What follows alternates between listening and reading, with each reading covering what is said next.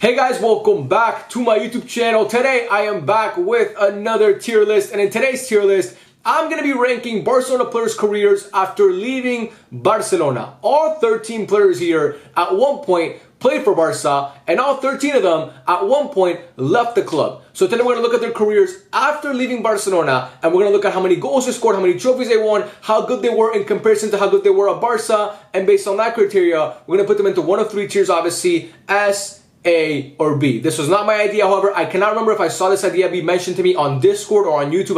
I can't remember. But if you did mention it to me, then shout out to you. Again, this is not my idea. I did not come up with this. But whoever came up with it, let me know in the comment section, or also just DM me on Discord and say, hey bro, it was my idea, so I can shout you out. But yeah, man, this should be pretty fun. If you guys like this video, let me know in the comment section. And enough yapping, let's start ranking these guys' careers post-Barca. First up, we have Ronaldinho, who to me is gonna go into B tier. Dino left Barca in the summer of 2008 at the age of 28 to join Italian giants AC Milan and join his fellow Brazilian Ballon d'Or winning teammate in Kaká. And needless to say, he was not good at Milan whatsoever. I think he spent 3 seasons at the club, and they were all extremely forgettable. And you could see that coming. If you watch Dino his final year at Barca, 07-08, he was not good anymore.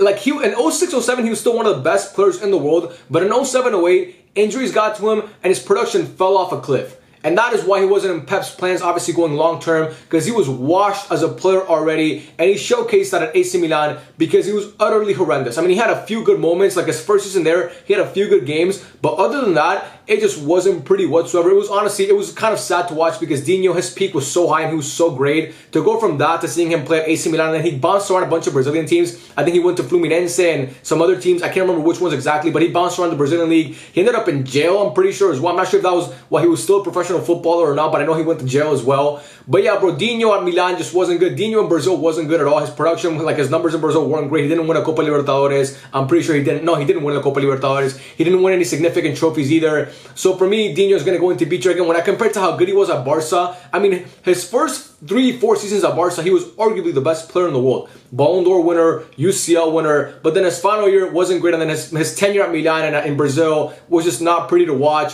And it really leaves a stain on such a great career, because it's kind of like what Neymar is doing now post leaving PSG or Barcelona. I mean, you see him and you're just like, dude, this guy was so untouchable at one point, and what he became is so sad. But yeah, to me, Dino, I mean, his career post-Barca was not good whatsoever, so it's going to go in the lowest tier, which is obviously going to be B tier. Next up, we have Andres Iniesta, who's obviously going to go into B tier. Iniesta left Barcelona much older than Ronaldinho. He left at 34 in the summer of 2018, obviously. He went to Vissel Kobe in Japan. And I'm going to be honest with you, bro, I have not watched a single game that he has played while he's been in Japan.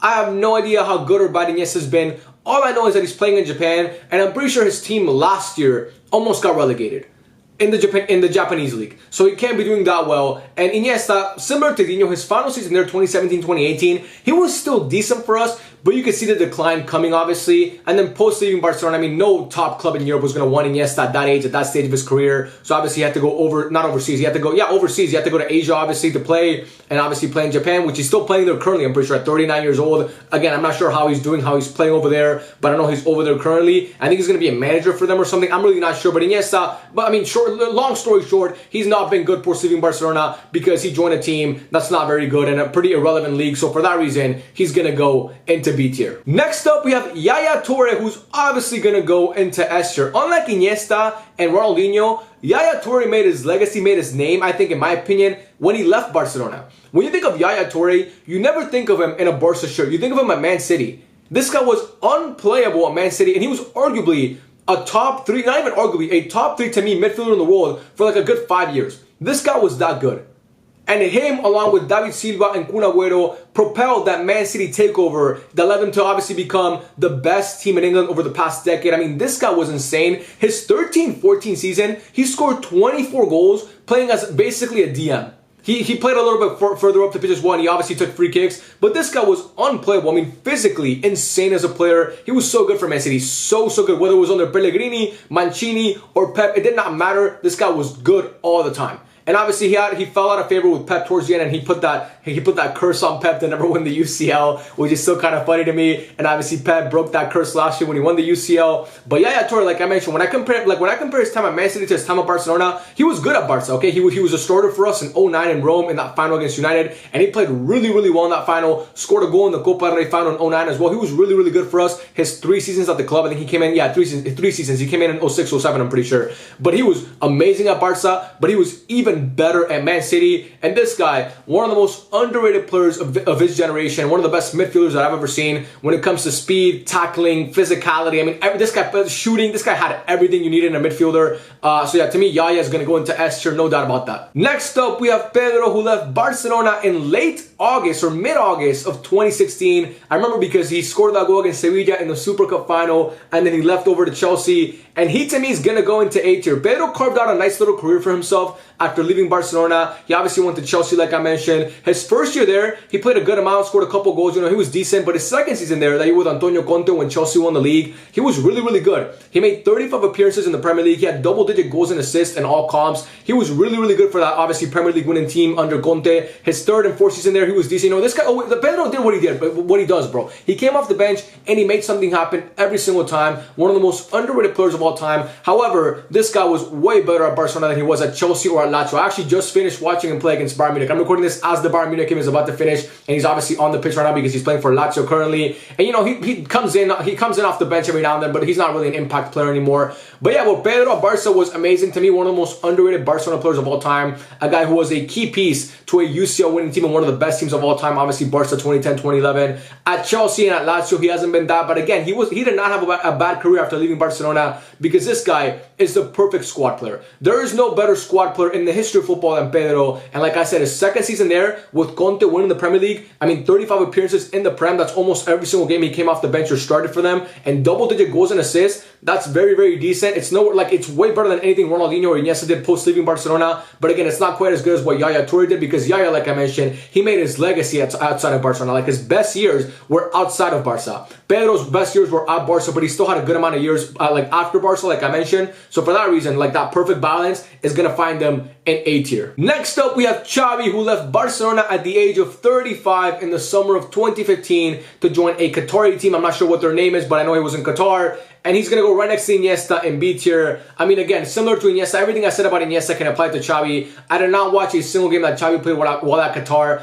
I can't tell you what he won, where he didn't win. I really don't know. I really don't care, to be honest with you, because again, I'm ranking this based off how good they were post leaving Barcelona. And let's be honest here, bro. It's just going to Qatar is already bad enough as it is to play football, obviously, professionally. I'm not saying it's a bad league, but I am saying it's a bad league. I mean, it's not where good players go to play, obviously. It's where you go when you're a little bit older. And that's what Xavi was at 35, obviously leaving Barca in 2015. The previous year, in 2014, 2015, that trouble-winning team, he came off the bench and he helped that Barca team a lot. He was a really good player for us his final season there, but obviously he was just starting to decline steadily over his last few years. So he obviously went over to Qatar and played for them. Then I think he became a player coach for them, and now obviously he's back at Barca being a manager, and he's set to leave at the end of the year. I'm only ranking him based obviously as a player. I'm not looking at him as a manager. And as a player, again, I can't put him above B tier because he's playing in Qatar, and I really can't speak to you about how good Xavi was at Qatar, how bad he was at Qatar, because let's be honest, none of us care. So for that reason, he's going to go into B tier. Next up, we have Neymar, who left Barcelona at the age of 25 in summer of 2017. I don't know where to put Neymar, bro, because I don't know if to put him with Yaya Toure or with Pedro. It's weird, bro, because I remember Neymar as a Barca player, but you could argue he had some of his best years after leaving Barcelona, but also, where did Neymar make his legacy? Was it a Barca or a PSG? I think to me it was a Barca, but again, his production at PSG was better than Pedro's at Chelsea. I mean, he was a way better player than Pedro was at Chelsea, and he to me was also a better player at PSG than Yaya Toure was at Man City. So I'm going to put Neymar S tier. Again, Neymar really ruined his career when he went to PSG. Leaving Barca was the worst mistake Neymar ever made, because once he left, I mean, this guy was still one of the most talented and gifted players in world football, but he could not stay on the pitch. He never dealt with injuries at Barca, barely ever got injured while at Barcelona, and then the second he gets to PSG, it's injury after injury. But this guy at PSG, I mean, his 17-18 season, you could argue is his best season of all time. It's probably, I would say Neymar's best season, in my opinion, is 14-15, the trouble-winning year with Barcelona. But in that team, he had Messi and Suarez. Individually by himself, Neymar was arguably the best player in the world in 17-18. He was that good. Again, he didn't have much important silverware to show for it. Didn't win the World Cup that year. Didn't win the UCL, obviously. But if you watched him play that year, this guy was utterly unplayable. But the thing about Neymar is he left Barcelona to win a UCL and be the main guy, and he could never really accomplish that. So again, but I can't put him in the same tier as Pedro because he was miles better than Pedro was at Chelsea. You know, like maybe he didn't win the trophies that year. Like Yaya didn't win a UCL when he left Barcelona either. He never won a UCL with Man City, obviously. And neither did Neymar, but again, it's different circumstances. But to me, I can't put Neymar in the same tier as Pedro. Like, Pedro was good for Chelsea. Neymar was elite while at PSG. He was the guy on those PSG teams. But again, he kind of underachieved. And I think most Barca fans would have, like, the biggest what if to me in football history, what if Neymar would have stayed at Barcelona? To me, Barca would have won more UCLs. And I could be naive in saying that, but I think they would have. But again, that's besides the point. To me, yeah, again, I'm going to put him in S tier because Neymar, he made his legacy at Barcelona. That's where he won all of his important trophies. But Neymar, post leaving Barcelona, was still one of the best players in the world. And at PSG, he was, to me, insanely good as a player still. Like, again, put the silverware aside. Is that what it is? Yeah, that sounds like I'm saying fork and knife. Put the trophy cabinet aside. He was still amazing. So for that reason, it's weird, but I'm gonna put him in S tier. Next up, we have Luis Figo, aka Judas, who left Barcelona in the summer of 2000 to join our biggest rivals, Real Madrid. Luis Figo, to me, is going to go into S tier. Now, Figo won his Ballon d'Or. People don't know this. He won his Ballon d'Or while playing at Barcelona. That is a Barcelona Ballon d'Or. When Figo won his Ballon d'Or, he was at Barca, not at Real Madrid. He won it as a Barca player. But then, obviously, that summer, he went to Real Madrid, and he was really good for them, bro. He was arguably the best Galactico, honestly. Like, when the Galacticos formed, the only player who still played really, really well for that team was Luis Figo, and he was also a guy who won a UCL with Real Madrid after, obviously, leaving Barcelona. He never won a UCL while at Barca. He won a UCL at Real Madrid. I think he actually knocked out Barcelona. Did he knock out Barcelona that year in when they made it to the final? I'm not sure, but I think one of those years he actually did knock out Barcelona in the UCL in the quarterfinals, I'm pretty sure. But Luis Figo was an amazing player. Again, Barca fans, we all hate him because he left to Real Madrid, our biggest rivals, obviously, and the way he left was kind of fucked up. But this guy, again, as a footballer, he was really, really good at Barcelona, but when it comes to silverware and like the trophy cabinet, it was better at Real Madrid. So for that reason, he's going to go into S tier. And again, he was really, really good while at Real Madrid still. Next up, we have Luis Suarez, who left Barcelona in the summer of 2020 and joined Atletico Madrid. And he, to me, is going to go into A tier. Luis Suarez and Pedro had a very similar career post leaving Barcelona. Suarez, the moment he left Barca, he won a league title right then and there. He left Barca obviously in 2020, and in the 2021 season, Atletico Madrid, as you guys know, won the league, and Suarez was really good for that team. He was their number 9. He had 21 goals and 3 assists in all comps, which is very good production, by the way. And especially because Suarez, especially his final 2 years at Barca, he was not good in my opinion. I mean, he scored goals, but he was just nowhere near the player that he was before. So to see him do that for Atletico Madrid, again, Lucho was not the same player. I mean, when you compare him to like his prime at Barca when he was at Atletico Madrid, it's nowhere near. That's why I can't put him in S tier. And also the trophies he won weren't that significant. But still, I mean, he was really, really good for them. And then he spent a half season there again, and then he left in January and went obviously back to Uruguay to play for Nacional. And he was decent for Nacional. I'm pretty sure they won a league title with him. And I think he scored a double against Peñarol, their biggest rivals. Obviously, if you know about Uruguayan football, you know Nacional versus Peñarol. Obviously, Suarez went to Nacional. So he was decent when he left Barcelona. Obviously, was a key piece to a team that won the league title, scored 21 goals in the season. And his next season, I think he had 11 goals before he left, obviously, to the league in Uruguay, like I mentioned. So Suarez wasn't on the same tier as Yaya, in my opinion, or Neymar or Figo, because he left way later. I mean, all these guys basically left Barca in their prime. Yaya Toure, Neymar, and Figo basically left at a young age where they were still kind of in their prime. Suarez left when he was nowhere near his prime, so that obviously brings him down a little bit. And again, that's kind of unfair when I'm doing this tier list because a lot of these guys left at different ages, so I get that, but still, I mean, we're going to do it anyway. Who gives a fuck? And Suarez, to me, again, like Pedro, left Barca, contributed to a league-winning team, and, he was decent, just not great when you compare him to how good he was at Barca. So for that reason, he's going to go into A tier. Next up, we have Diego Armando Maradona, who left Barcelona in the summer of 1984 at the age of 24. And he, to me, is going to go into S tier. Maradona's last game for Barcelona, he got into a huge brawl against Athletic Club Bilbao, one of the biggest fights in Spanish football history, an actual brawl, by the way. Like, the fans were involved at the Camp Nou. I mean, he knocked some dude out because he kneed him in the face. It was a crazy, crazy brawl, and he got suspended from Spanish football for like 2 years, and then that's why he ended up going to Napoli. But that's a crazy. Go look up that fight on YouTube. It's actually fucking insane. And Maradona was throwing fucking haymakers all over the place. But yeah, bro, this guy left Barcelona at the age of 24. He spent 2 seasons at the club, and he was pretty decent for Barca. But when he left Barca, that's when Maradona really made his legacy, because everybody knows this guy for Napoli and when he did at Napoli, bringing that team back to relevancy, winning the equivalent to the Europa League with them. And this guy also, when he left Barcelona in 1986, he won obviously the World Cup while being a Napoli player. This guy made his legacy at Napoli. He has like that whole, there's a stadium named after him. That whole city is in love with this guy. Like, we can, like, as Barca fans, I'm happy we get to claim Maradona as a former player for us, because he's, again, one of, like, to me, he's the third greatest player of all time. But it's really, it's like we can claim him, but again, we all know this guy, he's a Napoli legend, not even close to a Barcelona legend, and his best years came after leaving Barcelona. So for that reason, he's going to go into S tier, because what this guy did at Napoli is, I mean, this guy, I mean, they love him over there. Honestly, go to Napoli and ask about Maradona. They are in love with this guy. He's their legend, bro. He's like their UCL trophy. Maradona, like, Napoli has never won a UCL. He is their UCL winning trophy. And he, to me, obviously, because of that, because of the legacy he made after leaving Barcelona, he's going to go into S tier. No debate about it. Next up, we have Alexis Sanchez. Now, out of every player here, the hardest one to rank is Alexis Sanchez. Because at Barca, he was good. He was good. Not great, but he was really, really good. And then he left Barca, and he had a couple good seasons at Arsenal, a couple great seasons at Arsenal, where he was arguably one of the best players in the Prem. And then he goes to United, and he was bad for them. Then he goes to Inter, and he's decent for them. Then he goes to Marseille, and he's really, really good for them, in my opinion. I mean, he was good for them. Not really, really good, but he was good for them. I mean, decent, like a serviceable player for them. And then he goes back to Inter, and now he's obviously at Inter now. And, you know, he's decent for them, comes off the bench every now and then, but still not that much of an impact player. So it's weird. I don't know where to rank him, because if I'm comparing him to Barca, his best years came at Arsenal. So based on that, I should put him in S tier. But also, those other years while he was at Man United, where he was not good whatsoever, while he was at Inter, the first time he was at, obviously it just wasn't great in my opinion. I don't know if I'm explaining myself correctly here, but I'm going to put him in A tier, because I think he fits that same mold as Suarez and obviously Pedro. He left Barca at the age of, I think, 24. I'm pretty sure Alexis Sanchez did, in the summer of 2014, and obviously joined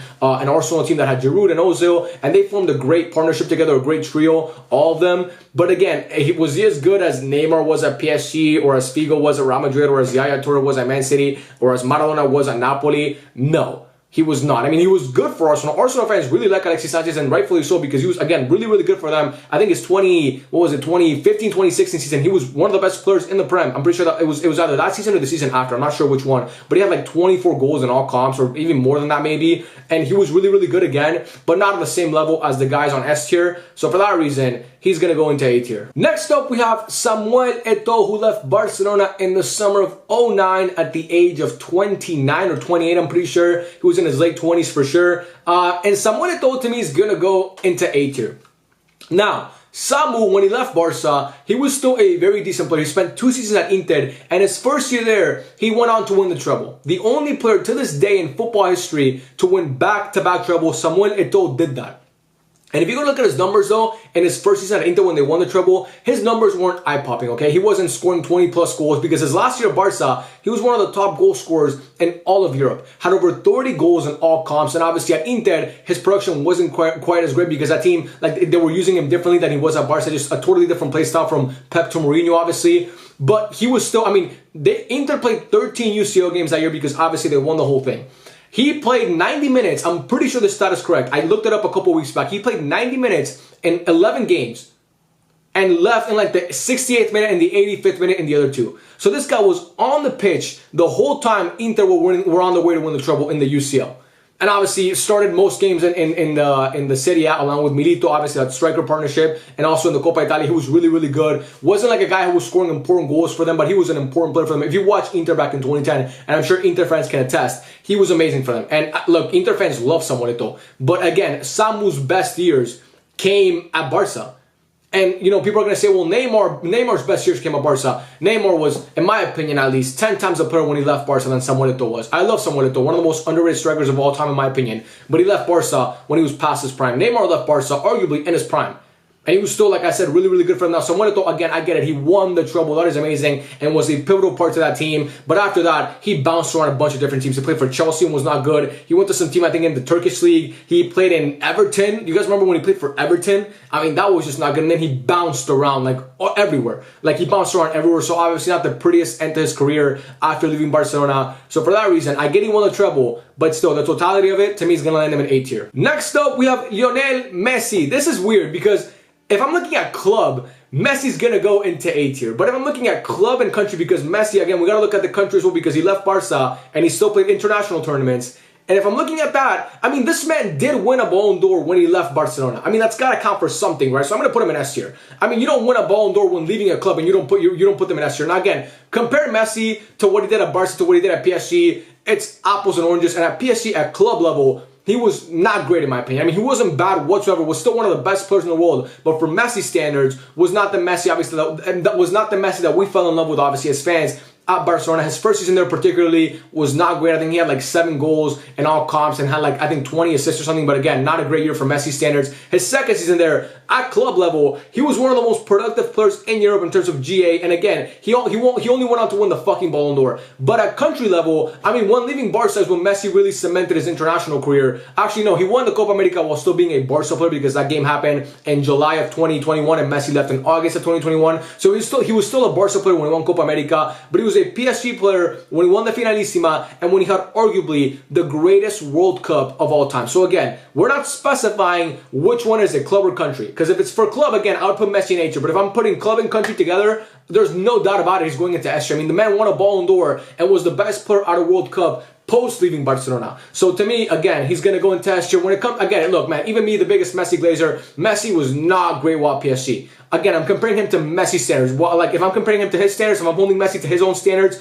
which obviously I'm gonna because he's Messi, he was not the same player, okay? And I get that. I admit that, okay? Was he the reason why PSG couldn't win the UCL or couldn't win this or that? No, he wasn't. Because Messi's really never the plan why you can't win. In my opinion, at least. I mean, he is fucking Messi. So, again, I'm not going to put that blame on Messi. But, again, his numbers weren't great. And you could argue at times he was the worst player in that trio with Mbappe and Neymar. Honestly, you could. Especially his first year there. He was, to me, the 3rd best player in that trio. But, again, you have Mbappe and Neymar, 2 of the best players of all time, arguably. I mean, Mbappe is on his way to be that, and Neymar, to me, is that. But, again, for country, winning a World Cup, being player of the tournament, scoring in every single knockout round, it's going to go into S tier, 100%. And then lastly, we have Dani Alves, who to me is going to fall into A tier. Dani Alves left Barcelona in the summer of 2017, and he joined Juventus and then went on to join PSG. And Dani was actually decent at both of those stops. I mean, at Juventus, he made the UCL final his first year after leaving Barcelona. And he was a pivotal part of that team, obviously, that made the UCL, playing more as like a wing back, along with Alexandro on the other side. And he was actually really decent for them. Spent, I think, 2 years at Juve, and then went on to join PSG. And he was, again, decent for PSG. Spent a couple years there as well. And then he joined, I think, a team in the Brazilian League, and then he went back to Barcelona. And actually, his second half of the season at Barca, he was not bad whatsoever. But then, obviously, Dani had his whole off-the-field controversy, which we just obviously heard about recently, where he got accused of sexually assaulting a woman. So this guy's a piece of shit and a scumbag. And I would want to put him in B tier, but again, this is in terms of football. So I'm going to put him in A tier because, again, he wasn't terrible post leaving Barca. Again, not even near the player that he was when he was at Barca, but he was not on the same level of bad as Ronaldinho, Xavi, or Iniesta were. And that, guys, is the end of the tier list. Pretty balanced, man. I'm pretty happy with how this tier list turned out. I love this idea, man. Shout out to the person who suggested it once again. I'm not sure who you are, but if you could let me know either on Discord or on here, I would highly appreciate that. I am, and let me know what you guys think, what you agree with, what you disagree with. I love every single one of you, and I'll catch you guys on the next one. Peace out.